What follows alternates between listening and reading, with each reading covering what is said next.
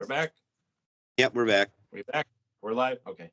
All right, we're back. Continuing our conversation with Wendy Carlisle from Past Passages. You want to speak a little bit on it, George? I mean, we've had a couple dogs pass since you started your business, but one of our dogs we actually lost before you started, because you said you've been like 4 years, you said. Yeah, we actually opened until COVID. We opened June of 2020. So Okay. Yeah. Yeah, we lost a dog before that. And I mean, we had him, he looked similar to the dog that you saw with Becky. He was mixed. He wasn't a full yellow lab. He was a mix. But we had him put down. I mean, the vet that we go to is just a local vet. I mean, he was pretty good about it, but the only thing he did was he, euthanized him. That was basically all. But he said, here's what we're going to do. We close at whatever time they close at. He said, I want you there like right before that, and then we'll come out and we'll get you, and everybody else will be gone. It'll just be you, me, well, him and his wife run the vet clinic. So that way he said you could have as much time as you need. And that was probably the hardest thing I've ever done in my life. yeah. Yeah. I've on other shows I've told a story about, how tragic my early life was. I don't show emotion. I have been a little bit lately. I've been kind of since I told my story out loud, they've kind of been coming out a little more, but that was the first time I broke down since I was about 11 or 12 years old. Wow. And I've had a lot of family members pass, and I wouldn't shed a tear. Hmm? That was probably the hardest thing I've ever done, was have to put him down. Yeah. He had bone cancer, and the thing is when our vet goes on vacation, he has a stand-in vet that comes in. Mm-hmm. When our dog started showing his right rear leg, he was always holding it up, and we thought, well, maybe he hit it on something, maybe he stepped on it wrong, whatever. And that our vet was on vacation, so we had to stand in vet. And he said he ran, he took him in, ran some things, did some things, and said, it just looks like a soft bone injury. Gave him some medicine, and it seemed to help. I mean, he started getting around better, but then it started acting up again. And when we took him back, it had been probably 5 months. And we took him back in, and we actually got to see our regular vet, and he ran some things, and he says he has bone cancer, and now it's in the hip. He said, if we had caught this a few months ago when it was in the knee, we could have taken his leg and he would have been fine. So, but he put him on, the vet put him on some medicine, and he said he's probably got 3 months. But this should give him a good 3 months. Well, he extended his life about a year. Okay. And then he just got bad where nothing was working. The medicine wasn't working. We tried a new med, nothing was working. So we said, okay, it's time. He's in pain all the time, so you could just tell. He wouldn't put any weight on that leg anymore. So we finally decided to do it. But like I said, that was probably the hardest thing I've ever done in my life. And we see and hear that a lot. And that brings up a really important topic that I wanted to touch on for sure.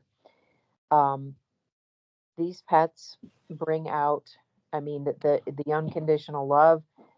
that we get from them is just, I mean, some people, it's sad, but some people have never experienced that with family members, with, I mean, it just, they've not experienced that.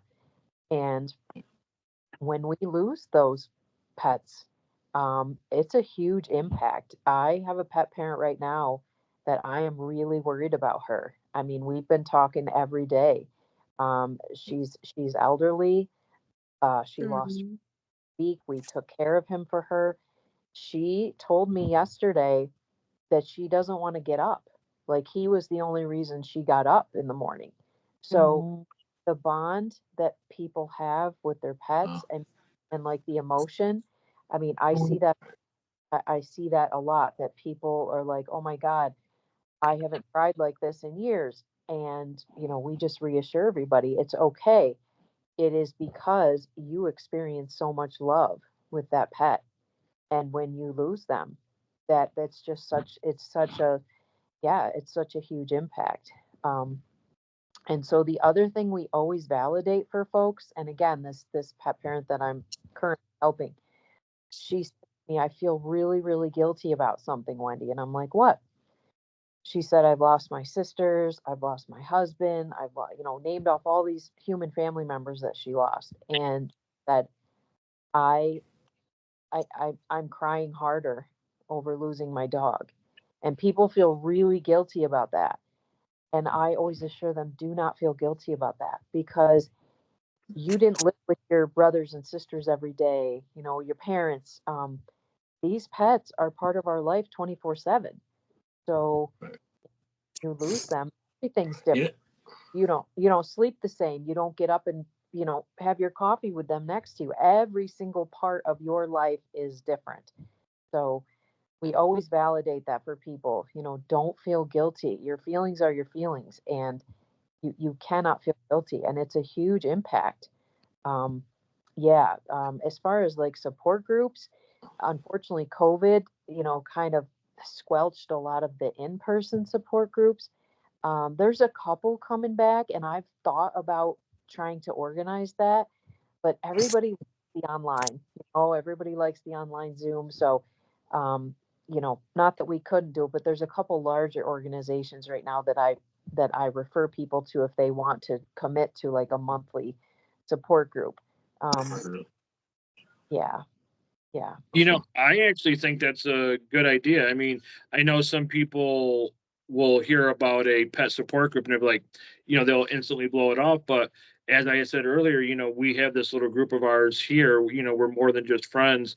But I think that's very, very beneficial because you can never have too much support. And I absolutely agree with you. Just like everybody else, I've lost loved ones, but I think with the two animals that we lost, I think I cried harder. I yes, think one because I felt helpless, like I couldn't do anything about that. Not that I would ever be able to do anything for anybody or anything dying, but like I just think for an animal because they don't talk, they yes, can't tell you. And like you were saying about the routine, with your friend there, I know every morning I get up, our dog Dozer, which you'll see when I upload all the videos of all of our pets. He knows as soon as my alarm goes off, he's ready to go out and eat. And but I, just like everybody else, if it's not his routine, then you automatically know something's wrong. And um, yeah, I just think just the hardest thing for me was just feeling helpless. And yeah, um, I just we just Jen had sent me a picture of our I was at work. I was happened to just working 3 to 11 that one week, and she said she's sitting up. So I called her immediately, and I'm like, "What? This is gonna sound really funny." But I said, "What do you mean she's sitting up?"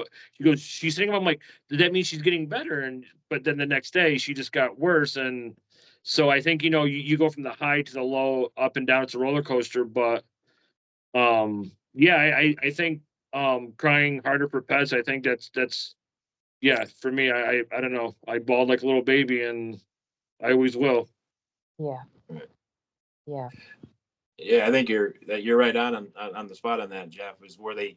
I think that's why we are closer to our animals because the hurt that you have for the animal, you take it a lot closer to your heart because they can't talk. All you can see is how they're acting, and you take that instead of them talking, you take what they look like, and that like hits you, and it makes you feel that much more emotional, or caring for the animal, because they can't talk. I mean, at least like if you lose your parents or your grandparents, or you may have a chance to have a little visit time at the hospital or at the hospice care or at home or whatever. And with a pet, all you do is see them, just trying to stay alive, and they can't tell you what's wrong and what hurts. And that's when on the last show, when I talked about my basset hound, when he started getting slower and slower and he couldn't walk, and then he, when I come home that day and he, you look at him and he's in serious pain, but, and then I took him, had him put down, and which I explained on the show, which that was probably the hardest one I've ever had to do as an animal, having an animal put down. It was because it was a dog that we really loved a lot. He was, and the other thing was different that time was that I had my daughter, and the other times that we've lost pets, we didn't have our kids. So to have your daughter there in the vet, have them give the shot and all that kind of stuff, it was a lot more emotion. That was probably the toughest one for me to go through.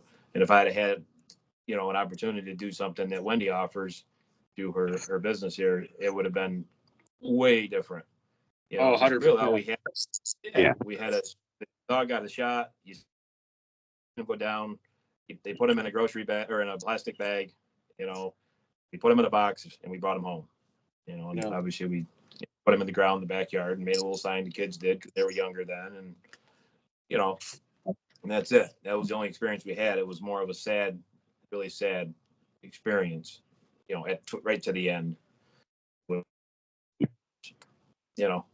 But we all know now that she has a business, and we can spread the word and help a lot of people, and help the hardships that we had to go through. Maybe the next ones won't have the hardship that we had to go through. We can make maybe somebody's, life a little better, a little more positive, when you do lose a so close to you.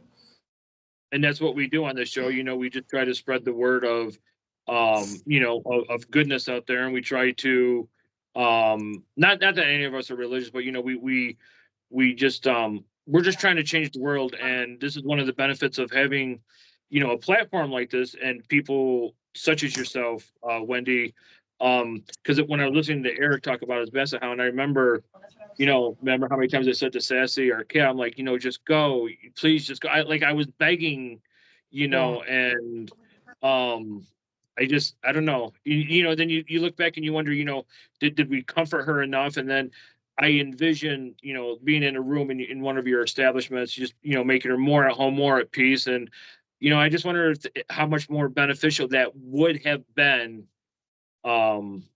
instead of just what people normally do, or typically do, I should say.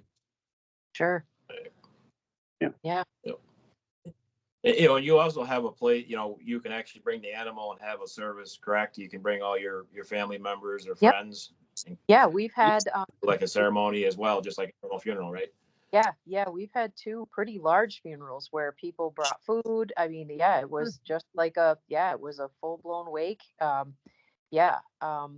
Most of the time what it is just folks bringing their immediate family members, and it's not anything super formal. It's just them in our Rainbow Bridge room, spending some personal time, sometimes music, say a prayer,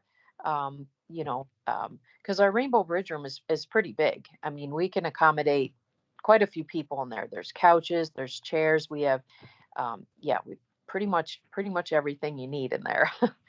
So yeah. And then I think that's absolutely amazing. That's like like I'm hoping. So where you want to go? No, that's not where I want to go. But I'm just thinking, like, I know that we all love pets. And you saw Honey, right? Becky's dog, Honey. Yeah. She is like the most friendliest, lovable, just a beautiful dog, just like all animals are. When you were saying about how everybody can come into the Rainbow room, I'm just thinking, like, imagine having all your friends and family who care about you and your loss over a pet, who people like, well, it's just a pet.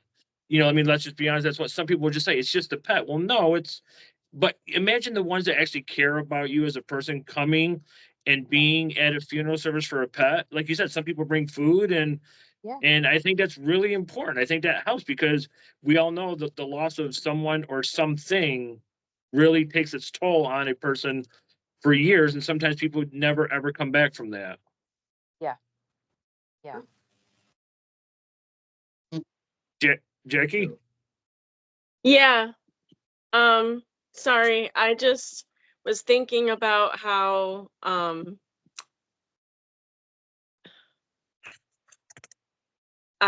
I guess I was just thinking about my little dog and how I I would have liked to have had somebody, surround me, or I just dealt with it on my own. I buried her on my own, and I don't have any kids. I mean, my dogs have been like my kids, so yeah, just wanted to reiterate those feelings. Yeah. Yeah. I occasionally will have someone come for euthanasia and they'll come alone because they want to be alone. I mean, so it's, everybody deals with everything in their own way. Um, well, I just had a case a month ago. I happened to know the person and I was like, oh my gosh, you're alone. And she's like, yep, I don't want anybody to know yet. And that's why she needed Makes to do sense. that. She was not ready to talk to people about it. She didn't want everybody on Facebook to know. She's just like, I need to do this and it needs to be just me and her in this room, and I'll let everybody know when I'm ready. So, Hmm. and I offered to be in there, ask if she wanted me to stay in there with her Yeah. in the and she's like, nope, I appreciate that, but I think I'm good. I'm like, okay. So yeah. Do you really think that the people that are, like alone with just their animals and don't have any sibling, kids or family or something like that, are they a little more, much more emotional than somebody that would come in with a family of, a couple kids and a husband and wife or whatever? Very much so. What we're Yeah. seeing, what we're seeing now is during COVID, a lot of people adopted pets that may not have had pets in years, maybe never had a pet. Um, and if they adopted that pet at a shelter, they might have been middle aged. And now it's been long enough that those pets are aging. Um, and a lot of those pets are needing end of life care. And what we're seeing is people that have kind of become introverted, they stay home, they just only want to be with their pet. That population is extremely vulnerable when they lose their Right. pet. I mean, I've had people at the funeral home that have come in at 9 o'clock in the morning and they are so intoxicated that I have invited them, hey, stay with me, hang out. What did you Oh. say your name was? These they just can't deal. Mhm. They're grasping at straws to deal with this loss because that pet may have the only thing they had. And I see that also a lot in veterans, veterans that have come back. They have lost their family because they're still trying to work through everything that they went through, and these Yeah. pets are all they have. And so, yeah, yeah, I've seen, Well, yeah. yeah, Yeah, and then the other ones like special, what do they call them? The people that have that are blind or special needs dogs. The yep, people that have those Service dogs, yeah. dogs. yep, Yeah, that's got to be very that hard to is, deal with somebody that can't see or they can't yes, function, and that's been their lifeline for yep, 5 years, 10 years since they've been blind, and all of a sudden it's gone. yeah, That's got to be different. Have you had to deal with people like that? I mean, since you've yes, been in business. that's a really good, yes, yes, just 2 weeks ago, I had a case that, ooh, you know, obviously what I do, this is very, but there are cases that just really rip you apart. And I had a case 2 weeks ago. Lab had been a dog for a gentleman with severe Parkinson's. And those two were so bonded. And just to hear him talk about how they lived their life together, and that he knew, like he knew that it was time to let him go. Actually, one of my veterinarians went to their home to do the euthanasia, and they wanted me. So most of the time, the veterinarians will transport the pet back to the funeral home for cremation. These folks wanted to meet me because we had talked on the phone so much, and they came in, and it was, they just had flowers, all of it was just it yeah, it was extremely touching. And he said to me, I will never have another service dog like this. This dog, we did everything together, everything. And he's like, I don't need another service dog. I just, nobody's going to replace him. And yeah, so that, yes, those people are extremely, and you feel terrible in my position. There isn't a whole lot I can do to help them, except, to support them emotionally. And obviously they know I took the best care of their dog that I possibly could. I got really nice ink prints. He loved his ink prints. He's like, oh my gosh, I'm going to cherish these forever. So yeah, those cases are extremely tough. That is so sweet. This is I probably, mean, my Akita was not a trained service dog, but my husband was blind, and he would actually walk the dog in town before I moved when we got married to the farm. And even after we moved to the farm, he would still walk him every night next door to his parents' house, because his parents absolutely loved that dog too. And he'd have a donut and a cup of decaf coffee with my father-in-law every night. And if they didn't come over by a certain time in the morning or in the afternoon, that's when my in-laws knew something was wrong with my husband.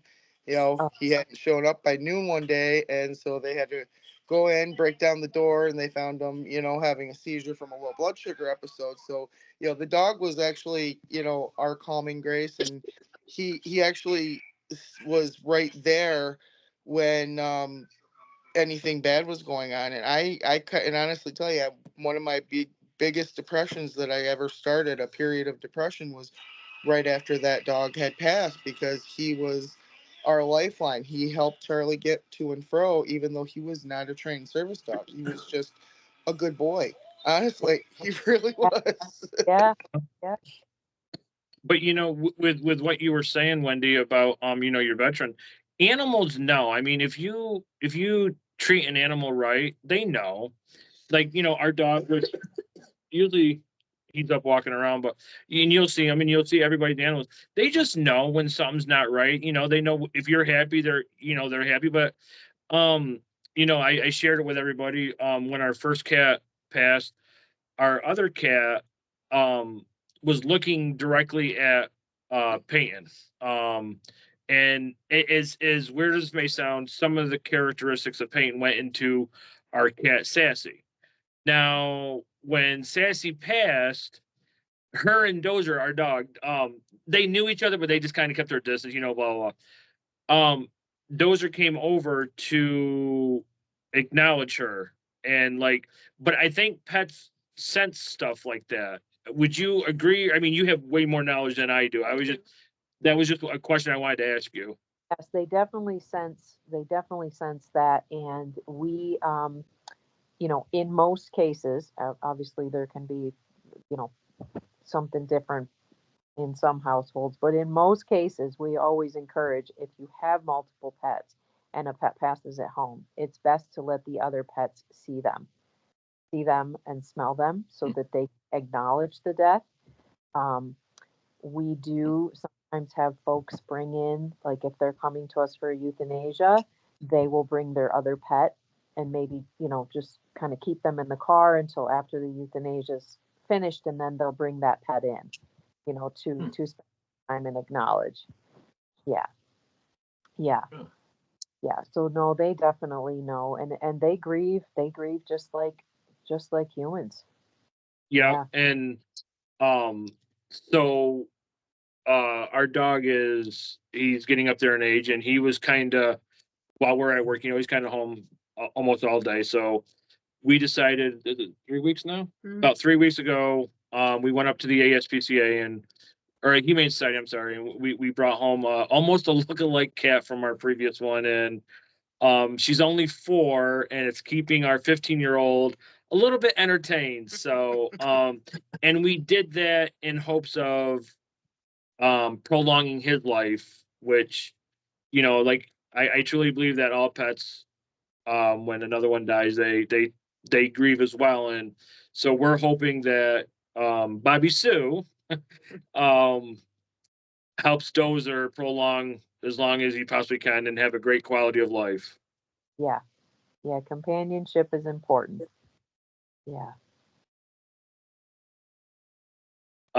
George, how we? Oh, go ahead, Jackie.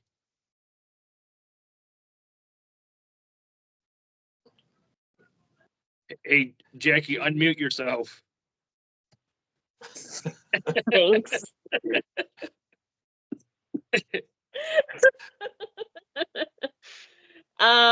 It's funny, I'm laughing at a sad time, but when my Maddie, she was having a rough night and I had a feeling that she wasn't going to last very long, but she slept in my arms the whole night long. And so I had to set her down on her dog bed to get ready. And my other Shih Tzu, part of our morning routine, she would just do her own thing.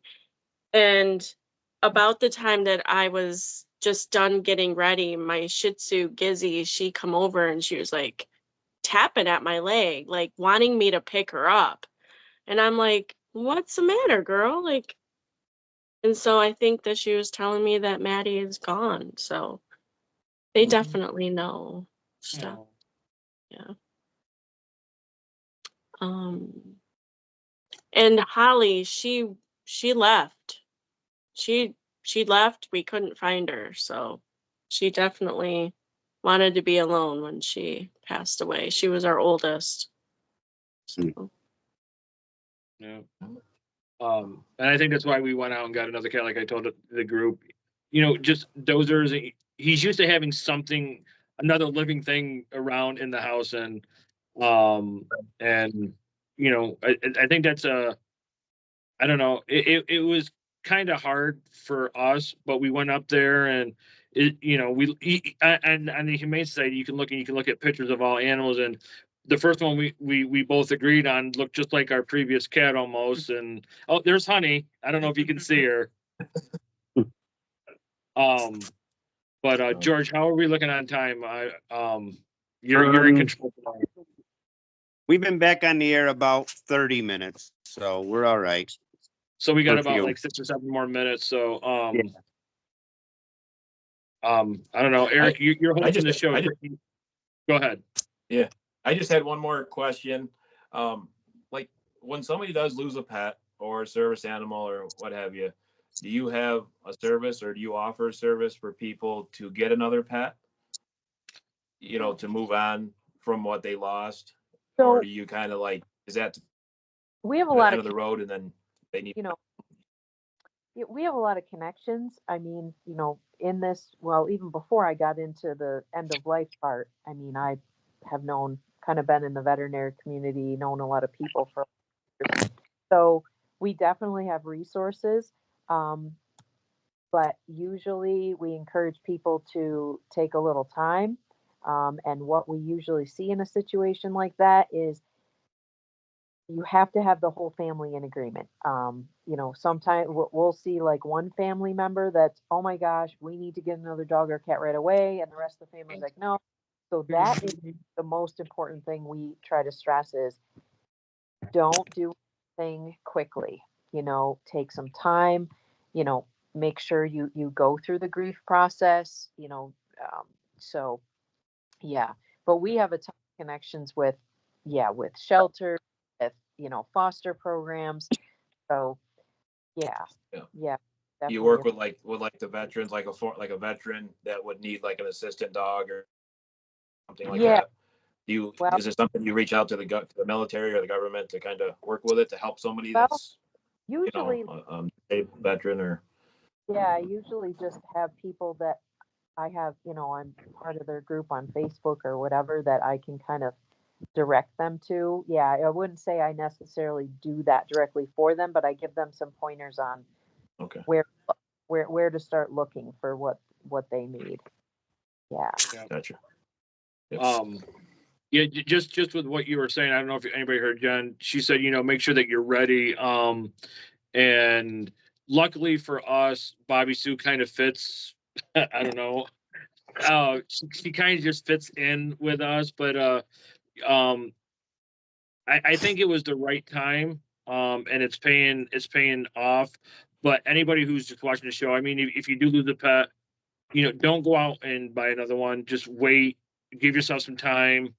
Because you may assume you're going to go get another pet and it's going to be like your previous pet and you're going to do the same things. As we're learning with Bobby Sue, as our old cat, she's trying to run the house and she says what goes on. And so yeah, that was an excellent point. Just with Wendy and what Jen said, just make sure you're ready and give it time. Yeah, because we see appointment when people make that decision really quickly, like, oh my gosh, I have to go out and get another pet. Your expectations are to fill that hurt that's in your heart. No matter what, you're not replacing that pet. You're just trying to open up and give more. And yeah, that's what I tend to see is a lot of disappointment is, oh well, Fluff doing what Frankie could do, and well, no, it's a different life. Yeah, and I think that so then you compound it, right? You've got the grief that you're trying to not deal with, and it gets really complicated. Yeah. Yeah. Right. When we put our one dog down, I wasn't ready for probably 3 or 4 months. I mean, it took a while, but when my wife's she had a little Shih Tzu, when she had to put her down because she had cancer, thyroid cancer. We didn't replace her, but we have we have a stray cat community outside. We're down to only 2 now. We actually, Eric's son just took the last 2 kittens that we had just last Sunday.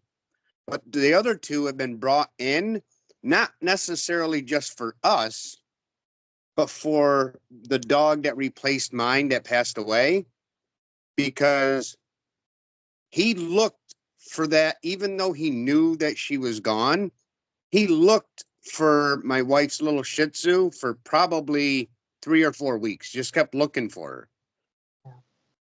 And now he is probably, the kittens are his more than they're anybody else's. When our bigger cats that have been in the house for a while are going toward the little cats, he'll always get up and he'll go over, well, okay, what are you doing? What are you doing to the kittens? What are you doing to the kittens? So they were, I mean, we brought them in because they were sick, but it worked out that it helped our dog. Sure. Are they one of the kids that knocked the phone out of your hand last week or whatever? That was one of them. One of the 2 of them did. The little one that you've seen on the show more, that was on before we brought the other one in. That's the one that knocked the phone out of my hand. He's the one that he jumps all over the place. You'll have to watch that show, Wendy. We were sitting here and out of nowhere. We all thought George tipped over laughing so hard. And it was actually a kitten. Are we close to the 37-minute mark, George? Yeah, we're getting pretty close. I think we came back on at 36 and we're at an hour 12. So all right. So hey, Eric, seeing how you hosted this show and we had technical problems on our end, why don't you go ahead and end the show, because this was you're the one who reached out to Wendy and her pet passages of the Finger Lakes. So why don't you go ahead and end the show? All right. Okay. Again, we're going to put this show to an end, and I'd like to thank Wendy Carlisle, Pet Passages, for spending the night with us and educating us on what her business does and what we can do moving forward to help other people. And I want to thank George, Becky, Jackie, Jeff, and Jen taking their time out. And we had some technical difficulties, but we made it happen. And I think we all got a clear mind of what we're doing moving forward with the pets we own, and to pass it on to the friends and family to make their lives a little better when there is a hardship. You know, it isn't just a hardship. There's other people out there to look for it, look out for you, and call Wendy at Pet Passage, and we'll put the something into the closing of the show so you can contact her business and for when you need her. Thanks again for coming on. Thank you, Wendy. All right. Thanks, Wendy. Thank Okay. you. Bye. Thank It's you. Happy holidays. blessing to know you're available.